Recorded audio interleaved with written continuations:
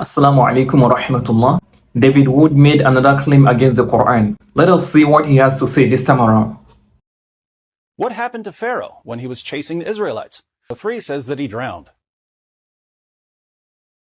I think this time around David Wood didn't think very carefully after reading the translation of the Quranic verses he just mentioned. The interpretation of the verses he mentioned were very clear, and I don't think there is any need to look into the tafsir of the verses he just mentioned, because they were very clear. Let's check the verses and see what Allah said. Allah said in Surah Yunus, Quran 10 verse 92, "So today we will save your body so that you may become a sign for those after you." This verse is very clear. Allah mentioned body, He didn't say Pharaoh, because you can't call a lifeless human body, because when someone is dead, you only refer to his lifeless body as body. You don't call him by his name.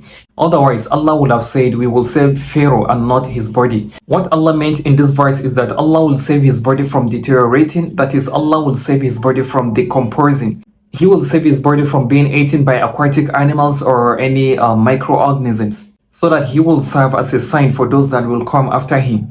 If we check the tafsir of Ibn Kathir concerning the interpretation of this particular Arabic word in the verse, which is bibadanika, we will find out that he interprets it to be your dead body, which is your physical body. This means what Allah is referring to as we will save your body is the physical dead body and not Pharaoh himself. Allah did not say he will save Pharaoh from the sea, but rather his dead body from the sea. He will save the dead body from being decomposed or being deteriorated in the sea.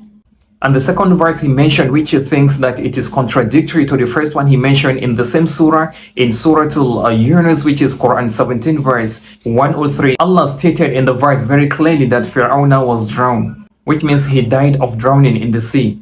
Allah said in the verse, "So he intended to drive them from the land, but we drowned him and those with him all together." So from this interpretation, it is very clear that the verses were not contradictory, but rather Allah causes Pharaoh to be drowned, and then he saved his body from being decomposed so that he will serve as a sign to those who come after him. Assalamu alaikum wa rahmatullah.